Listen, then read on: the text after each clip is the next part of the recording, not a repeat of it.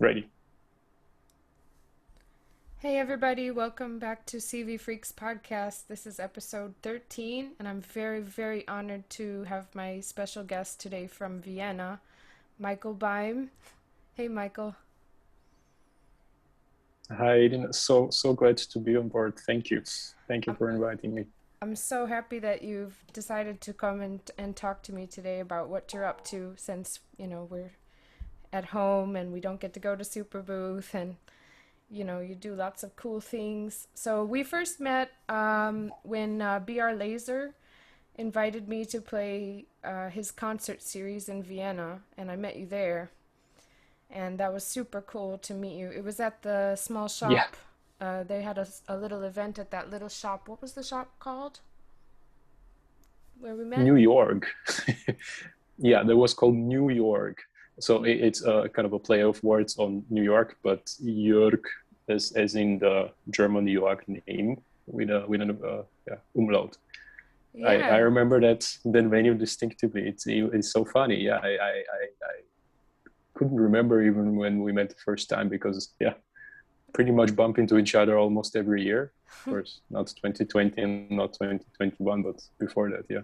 yeah. It was 2016, I think. That year, Vienna, when I met you. And then the super booth, I hadn't met you at the first super booth, but then I saw you continuously at every other super booth.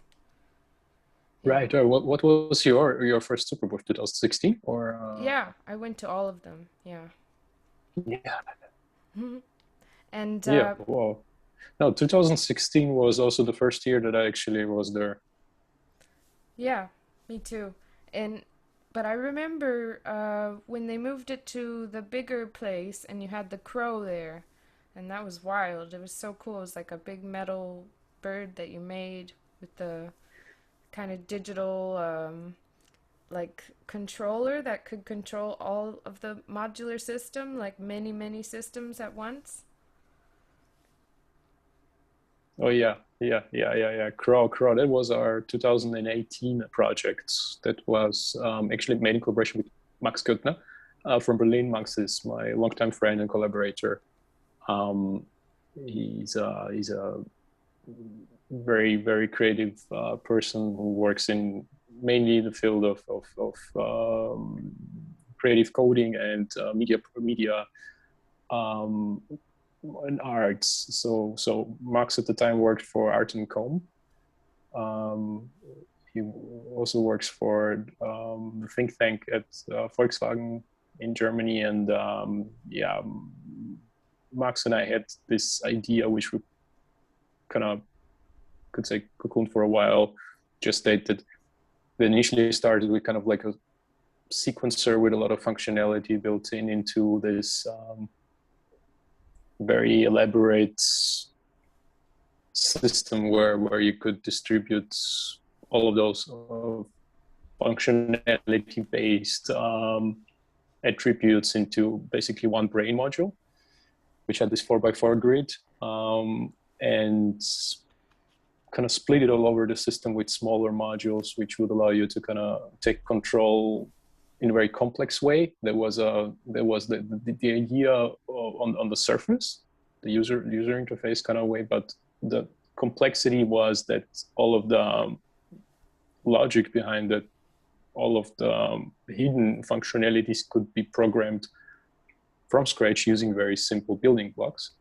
And so the system behind it was called Bird Nest OS. That's something we came up with in and should have kind of been implemented in the browser completely. So Max and I created this um,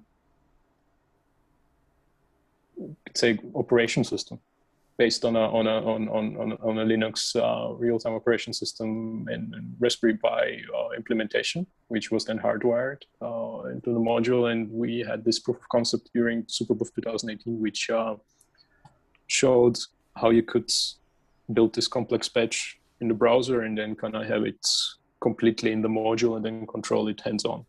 So that was one of the core ideas behind it. Yeah, did you get a good response to that? Did a lot of people like that? Yeah, we got a really good response, but I would say also very mixed one because I think there are things about it that some people got right off the bat.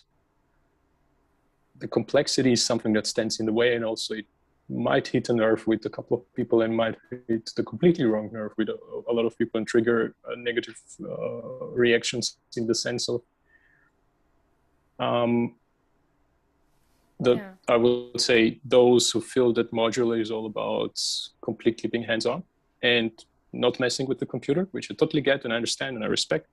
And then those who say, wow, this is basically like taking V4 or Max or anything like a reactor and putting it inside a module, and that's so cool and so freaking awesome. And we got a lot of props, but at the same time, I felt that this was not ready for market. And at the same time, we also didn't feel that there's a necessity to make a product out of it. We frequently at BirdKids and in collaborations play with ideas, actually constantly play with lots of ideas, and just a fraction of them actually becomes a product. I mean, the people think that coming up with products is easy because we'll have to do it and it's super fun and it's amazing. And yes, it is kind of easy to have those ideas and even come to a first prototyping stage with them and even present some of those. But the dedication to actually not just come up with a product and create it and industrially run it is also to be able to say there are billions of reasons for it to exist and we want to actually support it for the rest of our lives. And that's a completely different level of dedication, I would say. Yeah. Well, I was so happy that I got to support you guys for the Raven because, as you know, I love mine. Thank you so much. Yeah. I mean, it's like the Moog Sub Fatty just without the keys, but it sounds But different. that's a big compliment. I mean, Moog is something obviously that we look up to and have been looking up to from day one. Sure. I'm sharing my screen actually currently, and I was thinking I could show you some slides. Yes, please. Yeah. That since you mentioned Moog, what we see here on the left is one of the first iterations of the Butler, and the idea behind it was actually at the time, this is vaguely 2014 or 2014 2015. At the time, BirdKids was still a music label mainly, and we were releasing music. And actually, I was actively scouting for young talent in Austria, young producers who were kind of doing really crazy experimental stuff with electronic music and trying new things. I was still mainly producing myself a lot, and modular synthesizers were freaking scary to me. I knew my way around synthesis very well because I've been producing for, I would say, somewhere 10 years before that professionally. And additive and subtractive synthesis were bread and butter to me, but at the same time, modular synthesis and kind of like diving into the world of those crazy modules at the time didn't appeal to me too much, but I really felt excited to dive in and see the possibilities of getting our own signature sound up from the ground. And so this first iteration of the Butler was something that my collaborator at the time, Marcus, and I constructed basically over a period of months, purely by hand. Everything from it, like the panel, the everything about it was completely hand wired, hand soldered, and a unicate, you could say. I remember distinctly at the time, I just wanted to show a couple of people what we were up to and just get some early feedback. And here's Marcus constructing it. And we had no idea if it's actually going to work or work completely. We had just partial tests at the time. And long story short, Marcus came to me at around 5 a.m. with a finished prototype, which I've been basically hand constructing, running to the plane. And I was on my way to New York to visit my family and showed it to Robert and Darren here at Mm-hmm. at Control in Brooklyn, and that's how I actually met Darren and Robert for the first time. That was 2015.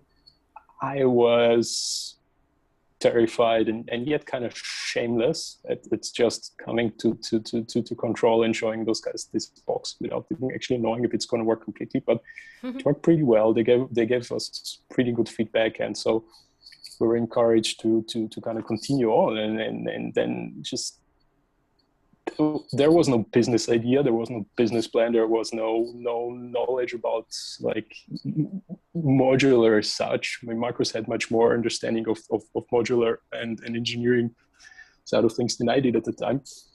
I was just interested in getting kind of like a signature combination of things that I really loved about the synthesizers that I was using at the time. And of course, some of those were legendary Moog synthesizers, which coming back to Moog and sequential and all those things that I really, really loved from the 80s and 70s. And I felt that modular could be the way for us to quickly try those ideas in combination with each other without having to like work on a synthesizer from scratch for 3 years before we even get one idea. So breaking it down into those constituents, the oscillator, the filter, and everything, and doing it by hand was the fastest way to try those things and come up with something. So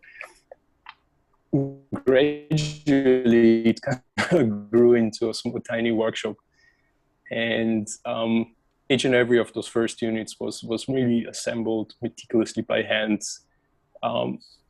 packaged by hand, and it's something that actually remains. All those things were not really marketing-wise thought out. They happened on the spot. We tried things out. We just ran with it, and I guess it got really good reviews and got attention. And I have to say that with the limited understanding of the entire complexity of the oscillator at the time, we did a pretty good job, I would say.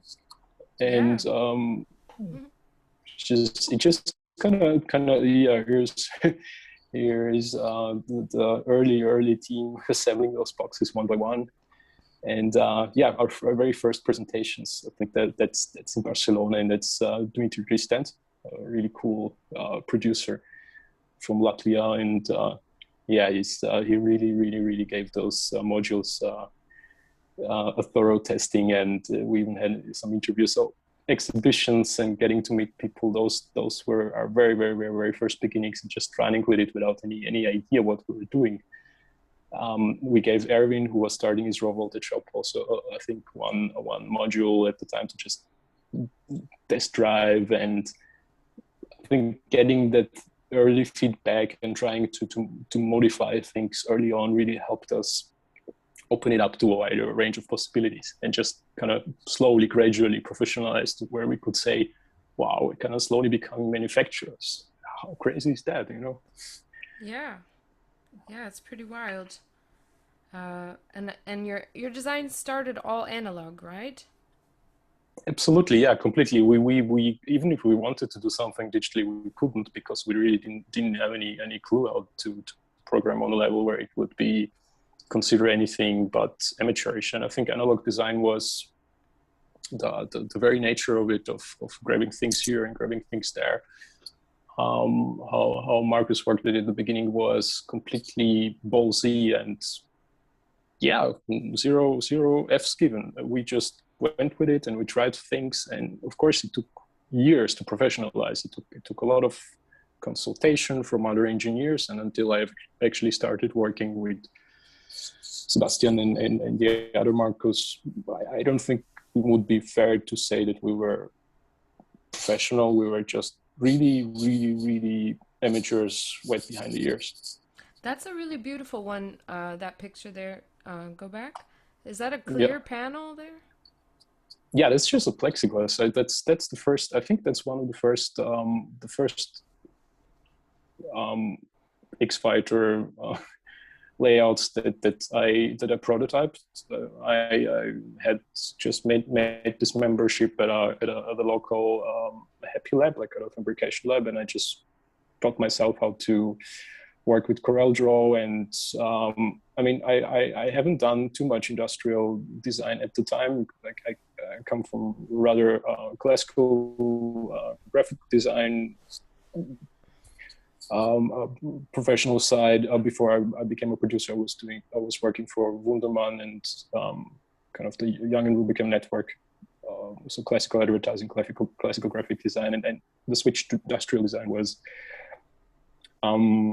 very, very hands-on-ish for me. And so I wanted to hone my skills in every department of actual manufacturing that I could. So I got a membership. I started lasering, I started CNCing, I started 3D printing, and really had to kind of teach myself those ropes from scratch. Yeah, that's a gorgeous piece right there. Yeah. Thank you. Yeah, and then gradually it kind of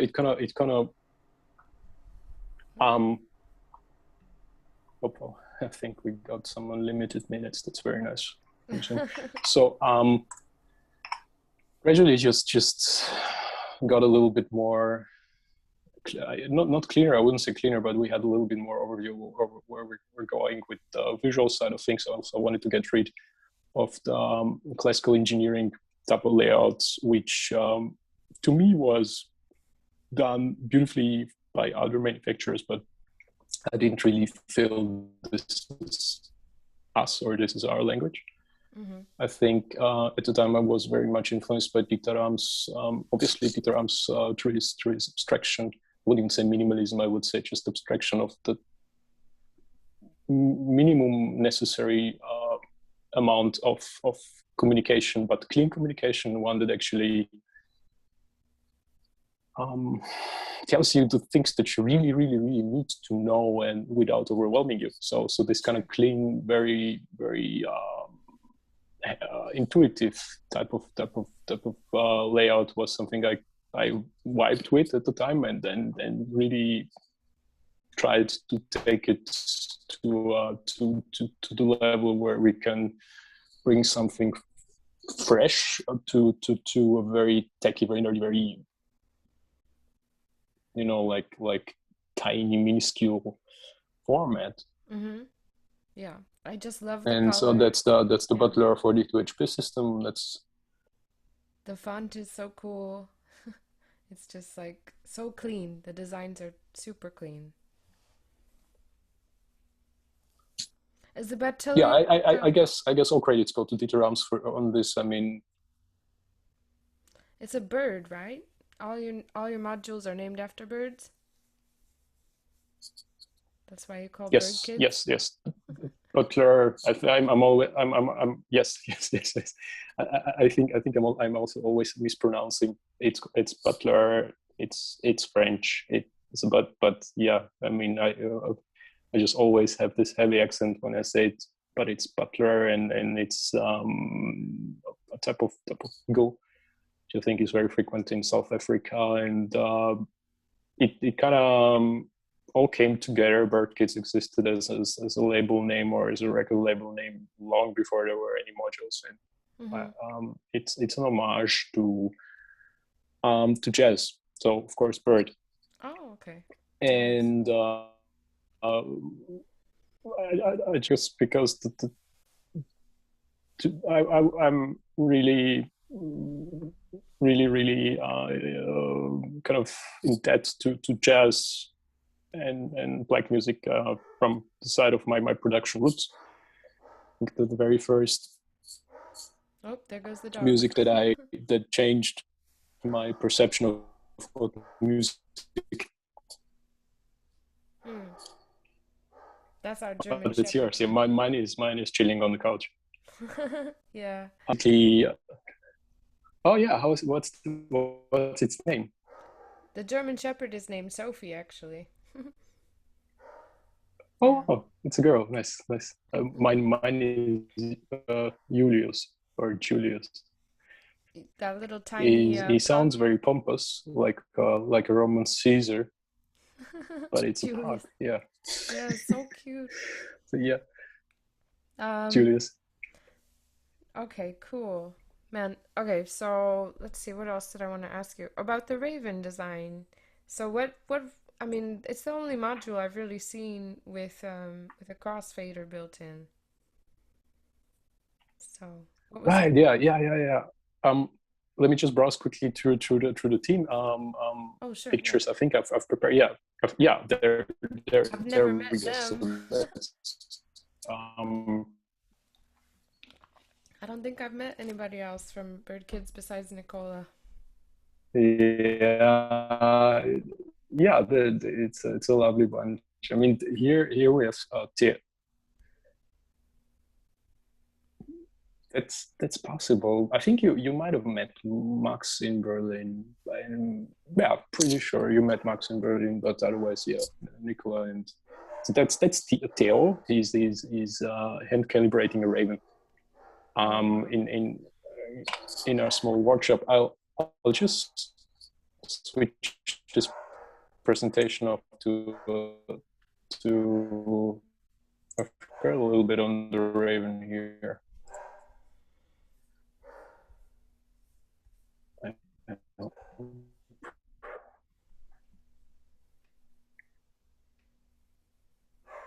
Yeah, there we go. So I think I'll just reverse from here. This. Yeah, there we go. Okay, so that's kind of the very first iteration of Raven. And here we are in the year 2018, so kind of full beginnings to where it's already much more and much more controlled in the way that we actually was kind of like an idea that I had about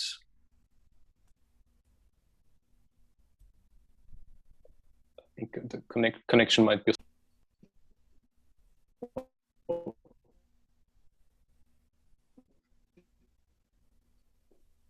Are you still here? yeah, it came back. Came back. I think I lost you for a second.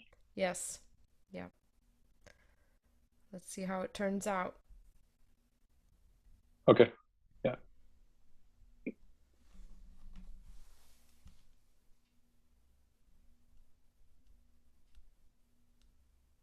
Don't know if it's going to continue to work. Did you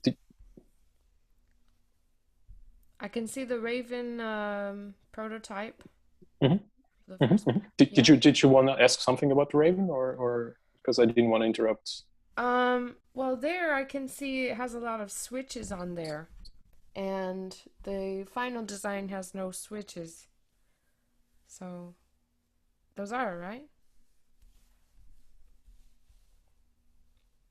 on the top there. Yeah. Yeah.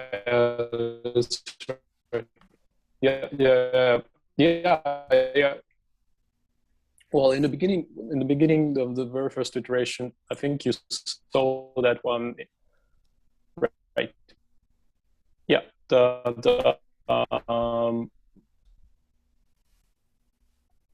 like in the very first iteration of Raven, which was kind of like more of a proof of concept of sound wise and not really the form as such. Yeah, I mean, here's you in I think that was in Den Haag. Was he actually exhibited at the Dutch Modular Fest, or was that? Yeah, I think that was Den Haag, or? Yes, Dutch Modular Fest was great. Ah, wearing the same shirt. It's funny. Yeah, Yeah, I think we're kind of like lagging a little bit here on. Yeah. I hope it comes out okay. Anyways, yeah, that's what really got me stuck on it. Just gotta play it, and then I was like, wow, this is amazing. And then when it finally came, I guess a year, more than a year after, I was just so thrilled. Yeah. So I've paired it up with the Eloquencer like I showed you. Yeah. We Oh yeah. Super clean. Yeah, the very first sketches of the Raven were really basically the idea was that we want to take the basic components for really high quality components for analog synthesis which at the time we felt like we had a much better grasp and control on, and give digital oscillators kind of a run for the money in terms of stability and consistency, but with all the charm of analog circuitry. Then topped it off with a beautiful crossfader section, the original Butler filter, and a distortion circuit which we created from scratch for that.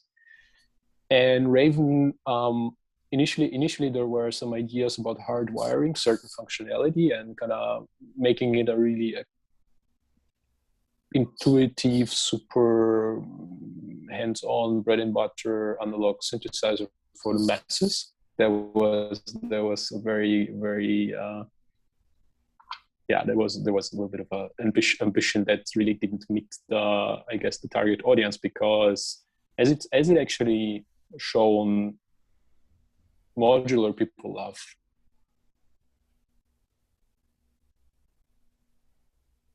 Mm-hmm.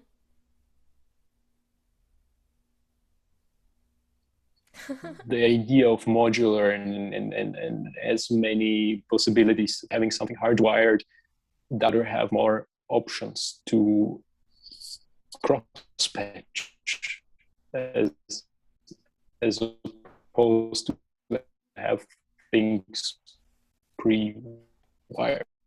And you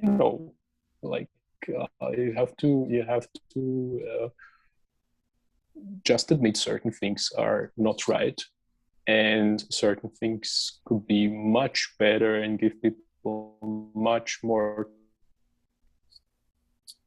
expression and comfort when you just admit it's not for us. So we had to learn, or certain things need improvement. And so when we were in the Kickstarter campaign,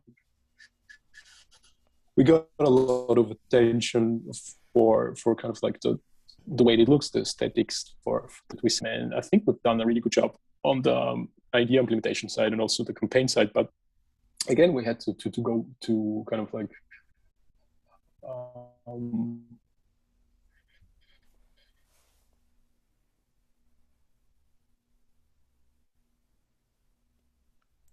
back to the drawing board in the sense of giving the people who others exactly the instruments that the campaign were going from this kind of partly hardwired, trying to kind of like settle it in between complete beginners and kind of monophonic synthesizer aficionados and modular people, and just giving it all to the modular people and discarding those switches, discarding those choices that we made, and just giving people more outputs, more inputs, more modulation sources, and really listening to feedback and really listening to critique and not being stubborn about it. I think made this much more fitting product in use and much better instrument. Finally, I think this is the if I were to end the modular story, birdkids with Raven, I would feel like we've accomplished a lot. Mm-hmm. And I think also bringing it to kind of a combination where the quality of sound and the quality of components and the quality of the aesthetic choices that we made should withstand the test of time. Of course, it was extremely honoring when people like Colin and people like Martin and people like Niels take it to the stage.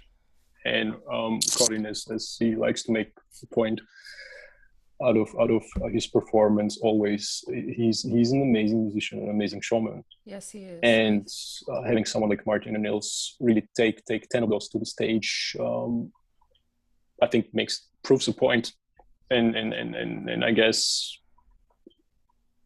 this is something that I could have never even wished for, but it's like a dream come true to see all of those ideas and dreams and countless hours that we spent fine-tuning every minute detail really become music. Yeah, it's really amazing. It really is. yeah, Martin Vos and Niels de Viets, they are great together and such Yeah, skilled musicians. yeah. Of course, it was also really important for me to still continue with the idea of giving people a lot of flexibility and expression in a small package. And even though Eurorec seems like a continuous fight for rec real estate in a way, Mm-hmm. I don't feel that having 20 modules or kind of like the quantity of the amount of modules that is squeezed in a tight space really is what it's all about. I always feel that it's enough to have one instrument. And Yeah. my dream was always not to make not the quantity or of functionalities, but kind of like the quality of the little what you have and using the most of it. So expanding the 42 HP system to, let's say, 84 HP system with the Raven and Butler combined really felt to me as an instrument which I could, if this is my if this is all I have in my rec, I felt that I'd be able to really make some music and not feel like I'm missing out on something. There is literally not a single sound that I cannot imagine being able to do with this meager setup, especially Mm-hmm. taking into account that functionality and digital functionality can come from other sources like an iPad, like a smartphone, like the box, or an external sequencer or something like that, and having that in the small package with the power MIDI. Mm-hmm. The analog sources and the analog shape possibilities are really everything I would ever want to ask for. Looking back to the time that I was producing, it felt like I could leave all my big, large synthesizers at home and actually literally take it on a plane. Mm-hmm. Yeah. Yeah, you guys are doing something really unique here. I mean, I'm looking forward to seeing more interesting things. Like you remind me of, I mean, you were in Berlin, right? And then you moved to Vienna so you could concentrate better on your designs, right? That's right. That's right. Yeah, I lived in Berlin for a couple of occasions when I was still producing. Of course, Mm-hmm. for a young producer at the time, being in Berlin and being able to actually meet all my heroes, working for some musical heroes, working with them, releasing on their labels was an absolute. It felt like a movie. It felt like I'm invincible, and every day is just an absolute dream. But of course, Berlin has its dark sides, and Berlin has its lonely sides, and so I felt that there is a tendency to, as a producer, there is a tendency to actually neglect your craft and get into the Berlin scene, where I felt I'm not getting a lot of work done as a producer. Being in Berlin, it felt like a lot of the time is spent socializing or kind of like, which was a beautiful thing to socialize. But at the same time, I thought if I really want to spend my strongest years doing music, I would have to go into kind of some kind of seclusion, some kind of like woodshed environment. And Vienna is just, you could move out of Vienna for 20 years, come back, and it's the same. I mean, things change, but it's still the same. And so Vienna has this kind of like atmosphere of air standing still. It's a very conservative city, which is sometimes hateful, but at the same time, it is a very quiet and one that gives you a lot of space, or even gives you so much space that you feel that nothing is happening, and you kind of have to come up with ideas to keep it fresh and funky and move on and not kind of wither and die. So it's a love-hate relationship. Mm. Yeah, it's much different. But it felt a little bit like Berlin, but I mean, I was only there for like one day, so but I thought it was so quaint, and then there's only that one club or something rather than like thousands of them. Yes, and that one club everyone loves for it being kind of quirky. So I think you also had a really luck being in Vienna I think that was shortly after Super Bowl. So you had like the best people, like you had the organizers and everybody here, and Moritz and Vienna and the guys from Bastel. And I mean, that's something that I absolutely love about the Eureka community. Uh, this tiny family feeling and kind of like a real community which is based on us doing what we love. Yeah, total exploration, discovery, invention. I mean, I look at you as like a really kind of inventor. And then since you live in Vienna, I feel like you have this historical background of like, ancestry of like the great composers or something because you and Václav, that's how you guys are like very similar to me.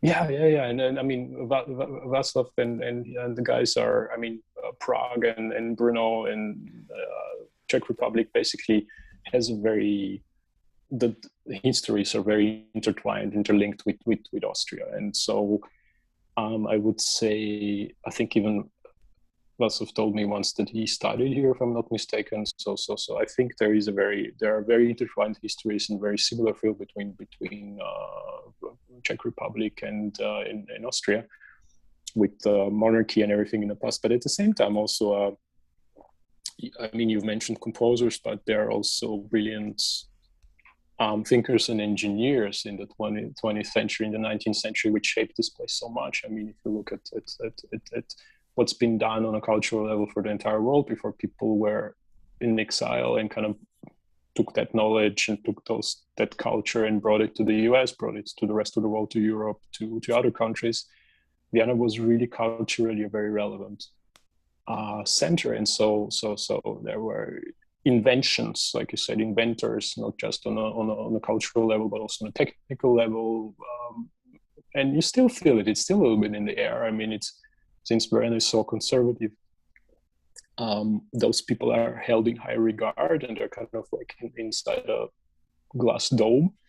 But I think the cultural relevance carries on much stronger technologically in the US, for example. You see the implementation of those technologies and those cultural revolutions much stronger in the movement of 68 and then further also in Silicon Valley and so on and so on. Mm-hmm. Yeah.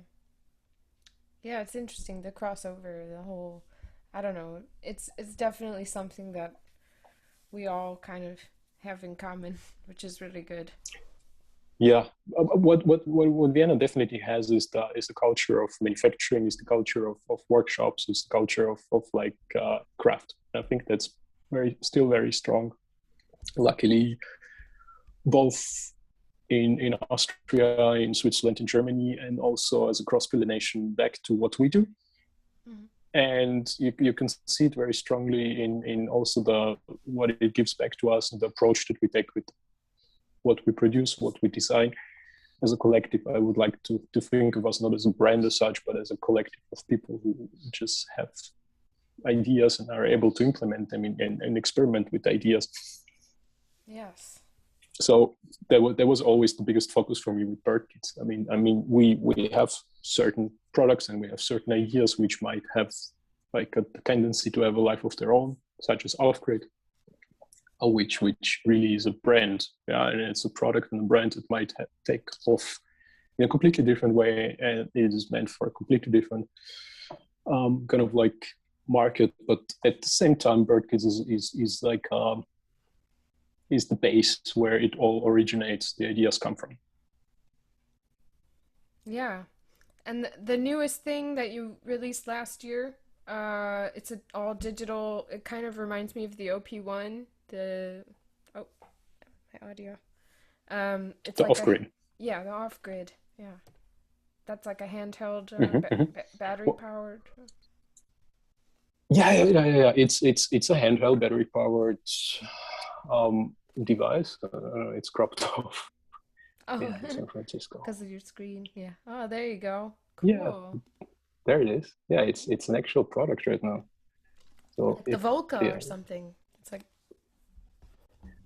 right? Yeah, it has. I would say it has this slim footprint of those things. It's even slimmer. It's even more compact. But above all, it is mobile to the 100th degree, as opposed to like any other tool that I would love to have in the studio. And of course, it really comes from this kind of my youth dream as a producer, to have this sketchbook, this notebook with me wherever I go, to be able to just tap into that. Of course, at the time when I was producing, the slimmest footprint to produce was a laptop, and that was already a huge revolution. But slimming that factor down, I guess you could say a smartphone does it, but then a smartphone is cold to the touch. And so I always felt, if you had some kind of like something you could take with you, something that really feels like an instrument. And I know you've mentioned OP1, and I know you've mentioned like Pocket Operator and a Volca.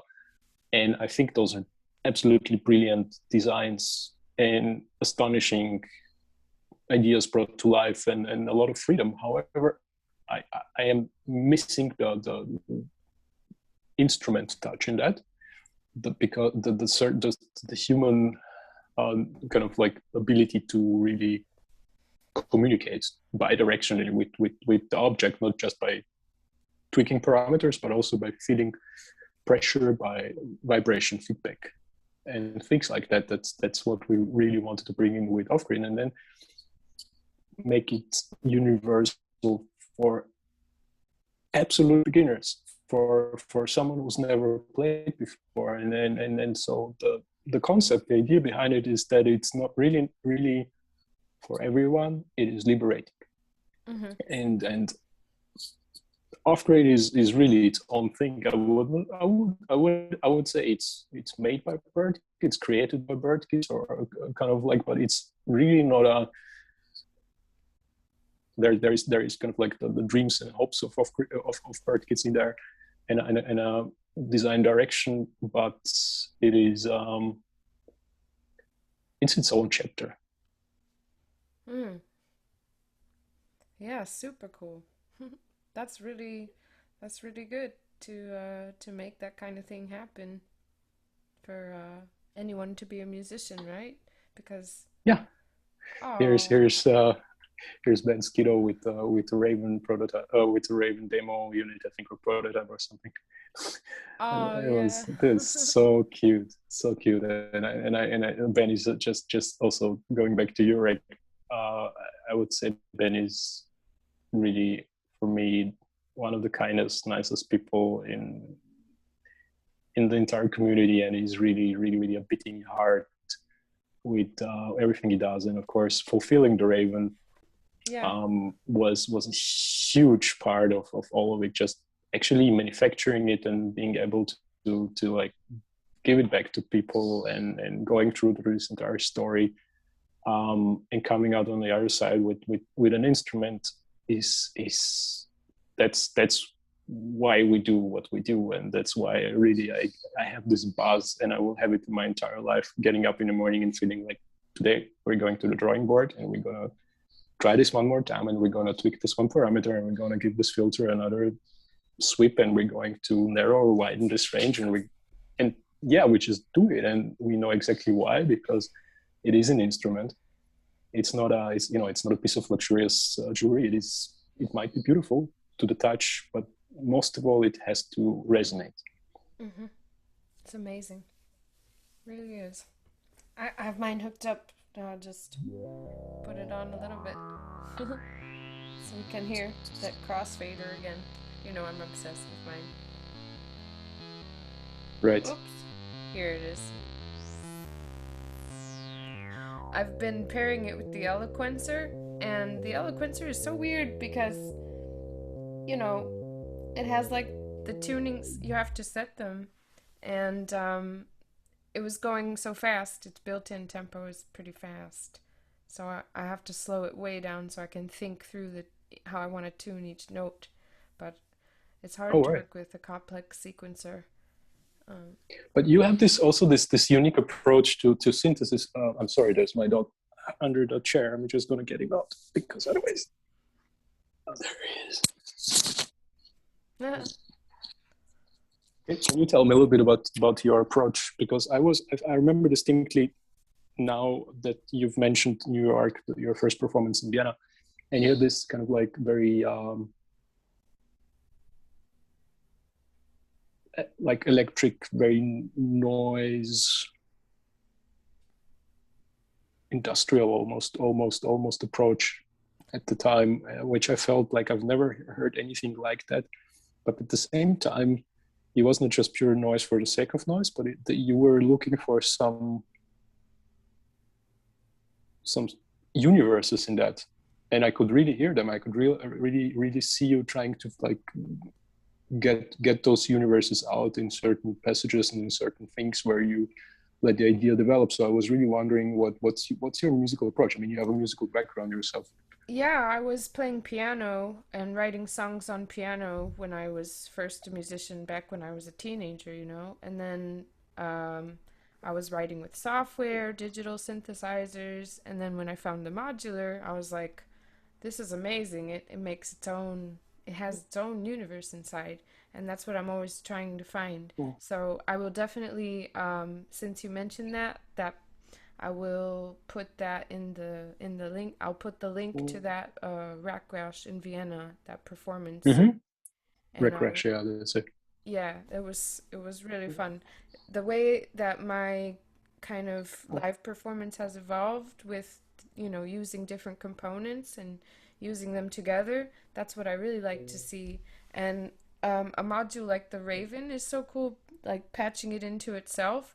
But then I have right here next to it the the Harvestman Polyvox VCF, and I have the Soulsby Oscitron. So I like Mm-hmm. to mix them all together, just play with different things and see how they modulate with each other. Right, right. Cross modulating and finding the weirdest sounds is the most fun. That's what Yeah, I. I think that's also that's exactly this kind of like experimentation and really bold cross modulation between things that are stuff that I would, as with my background in production, not really go to directly for a certain sound in a musical context, but something that is so rich by its own in its own way, through those combinations that are maybe not logical but very musical, very emotional, and that's what I really love about actually modular performance and people who really know their way around the modular synthesis, having a completely different mindset to my own, or where when we try to design a module, that's very liberating, and people like you, people like Martin, who really get that extra mile out of things that for us, or maybe like engineering nodes, like let's say crossfader, where we see functionally to perform a certain functionality, A and B and whatever is in between, you really take that to a different level and make it a musical tool by itself. That's what's so rewarding. Yeah, it's amazing. I can't get over it. I'm obsessed for life. So, you're the first person I've got to be my guest in 2 months. So I'm so happy that you came and to talk to me today. And I'm and thrilled. Yeah, it's same here. I don't think I've actually talked about music or modular synthesis to anyone in such a long time. yeah, It's except for like your team. an entire, yeah. But since we're so focused on off grid right now, and kind of like not really in the modular realm, it's very refreshing. So, but I'll look forward to seeing you at Super Booth. Probably not this year, but next year for sure. 2022 For is coming sure, back. Yeah, for everything's. sure, we're gonna be all vaccinated and just having a beer with Mr. Schneider It's gonna be and fantastic. everyone. Yeah, That's something very much looking forward to. have a big cheers, and I can't wait to see what you're gonna do. And thank you so much for coming to talk to me and everybody. Thank you. And Thank you oh, very, very much for having me on the show. Thank you. and let me mention really quick because I've forgotten in my past episodes. I guess this is 13. So I'm doing a Patreon. It's patreon.com. I'm putting the link in the comments. So if you like the podcast, please support and thank you, Michael, and blessings to you and Nicola and your little girl. Thank you, Eden. Thank you so much, and much love back to you, to Miami, and everyone listening in. Thank you. Okay, see you soon. See you soon. Bye. Bye bye.